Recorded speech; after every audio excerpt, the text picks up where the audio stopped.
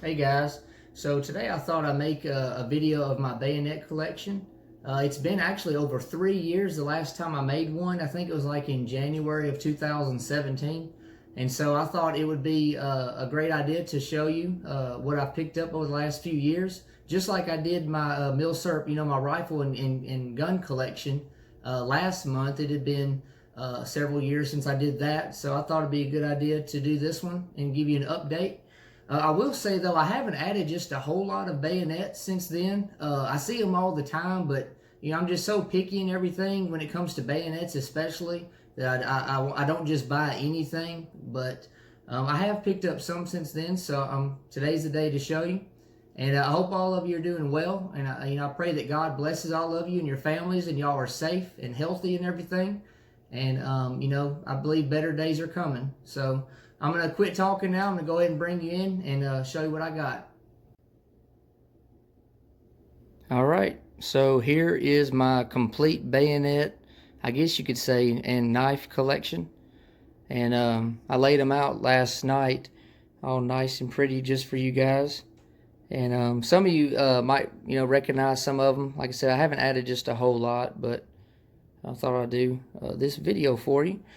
Right here, I'll go ahead and start in this left corner. I've got 6 Type 30 Japanese Arasaka bayonets. And it's kind of funny when it comes to Arasakas, I guess $35 is my number, because of the 6 that I have, I paid $35 for 4 of them at different times. Like, they weren't even close together as far as the times when I bought them. So $35 for 4 of them. One of them was $50, and another one, actually 2 of them were $50. But some of them are trainers, I think it's 2 of them that are trainers. This first one here, and this one with the rubberized frog. They're not arsenal marked. They're just kind of crudely made. The 4 in the middle right here, all 4 of those were made at the Kokura Arsenal. I would love to get one at the Nagoya Arsenal maybe one day. And you see they all have the hooks, hooked quillion. Later war they were just straight across, so maybe I'll get one of those one day. But overall, the blades on them aren't too bad. This one right here, the blade is really, really shiny and nice. This is probably my favorite one here. But like I said, they got different characteristics and everything. This one here is missing the little push button, the bayonet release. But anyways, I like those a lot. A lot of nice character. Moving on here, I've got this guy right here. This is my model 1913-1917 bayonet. This one would have been for the P13, basically the rifle that the British had in .303 caliber, which became the P14, and the Americans did their own version, which became the M1917. So that's this bayonet here. And unfortunately, the scabbard has been burnt at the bottom. It's not just rotted, like it's actually been burnt. So it's been near a fire or in a fire, unfortunately. But the blade's not in too bad a shape either. And I actually got this for only $25. So I thought I got a really good deal on that. And it's actually made by, this one's made by Remington in October of 1917. So, I like to put these tags not on my bayonets alone, but all of my stuff, just like a brief description of what I paid, just as a reminder for me, or, God forbid, I passed away, then my wife and family would have an idea of what this stuff is. But moving on here, I've got 4 of the model 1907 Infield bayonets.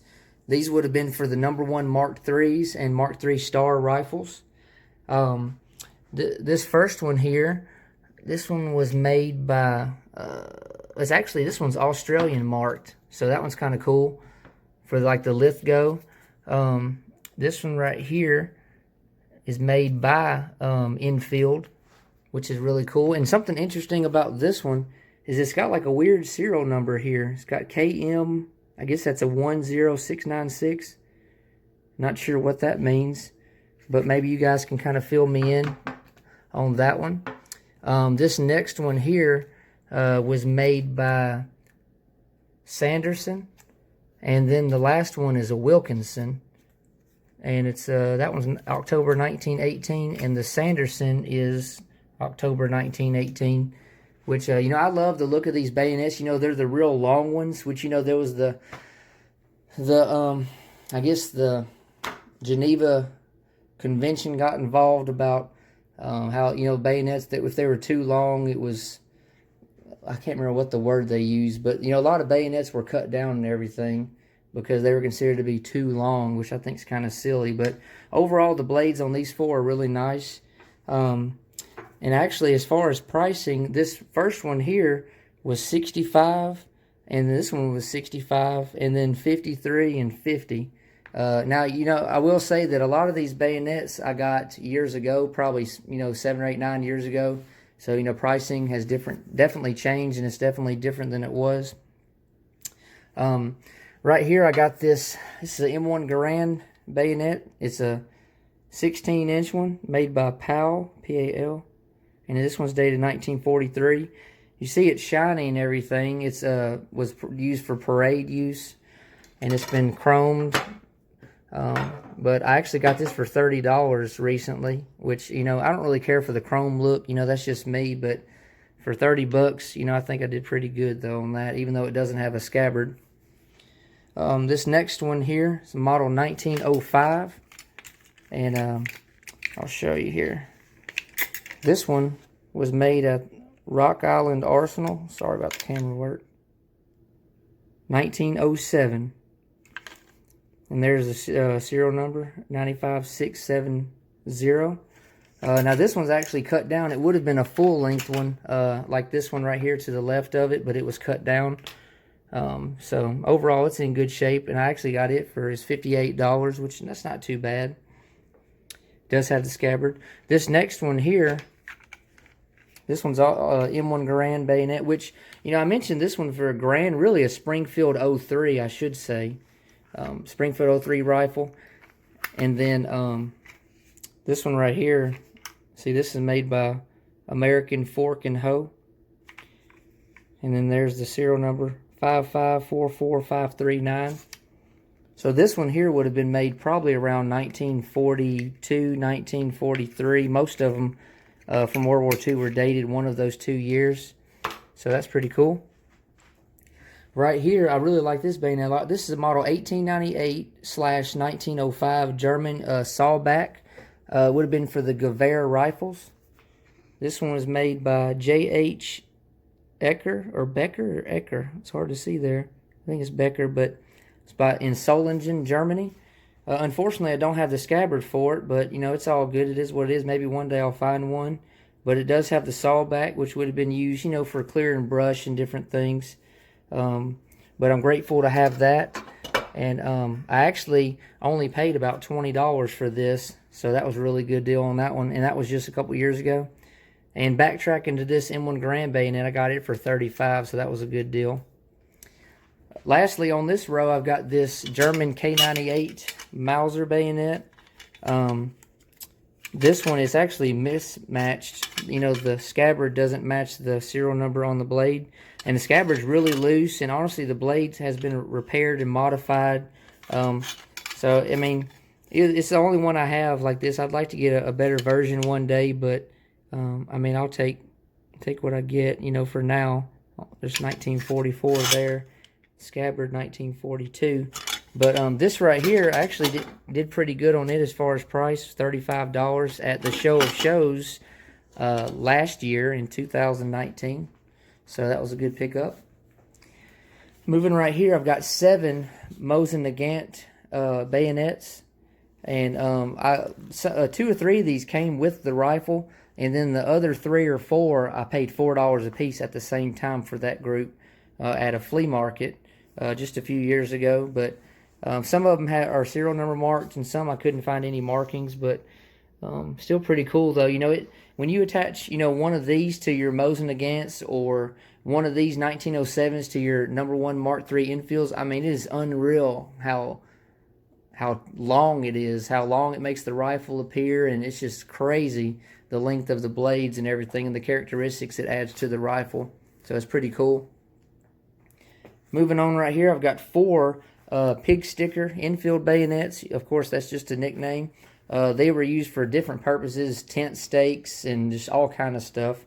But I'll go over those with you. This first one here is a number 4 Mark II, made by Infield bayonet by PS, which is Prince Smith and Stales Company, or Limited, I should say. Scabbards dated 1944, and the frog 1942. So that's pretty cool. It'd be for the number 4 Mark I rifle and Mark I star. Right here, moving on, I've got another number 4 Mark II bayonet, unknown maker, but only paid 15 bucks for it. It doesn't have the frog, but that's okay. This one that I got with the frog, I actually got it for free. My dad bought it, and he ended up giving it to me, so I was thankful for that. This third one here is a number 1 Mark II also, marked GR and SM, which I think is George Rex or King George, I believe. Forgive me if I'm wrong. My brain's fried right now, but I got that for 10 bucks. This one here, $10. And this last one is a number 4 Mark III, and couldn't find any a whole lot of markings, but I believe it was made by Joseph Lucas Limited. Paid $20 for it, and you see the shape of it's different than the other 3. It's got that cast look to it, and it's got kind of different curve to it and everything. But overall, you know, pretty cool little bayonets. Moving on here, I've got my M4 bayonet for my M1 carbine. And this one's really nice. I'll show you. It's got US M4 made by POW. The leather handle's in really good shape still for its age. Really grateful to have this. It definitely makes my M1 carbine look cool. It's got the scabbard with it. This one I don't have a tag on it, but I believe I paid like $32 or $35 for it. I'm pretty sure it was around that range, so that wasn't bad. Right here I got this K-bar fighting knife. I got this actually at a big flea market last October. And see, it's marked K-bar right there. The blade's in really nice shape. The handle's in great shape.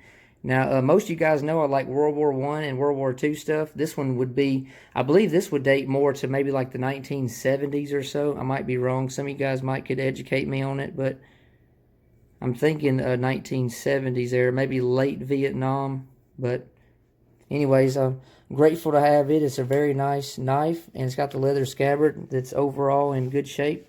And I believe I paid $45 for that. I'm pretty sure that's what it was. I need to put a tag on it also. Right here, I've got this pilot survival knife. It was actually made in Ontario, Canada. And it's actually dated 10/1976. So this will be, you know, after Vietnam. But it unfortunately doesn't have a scabbard. But you see it's got the ridges or the saw back on it.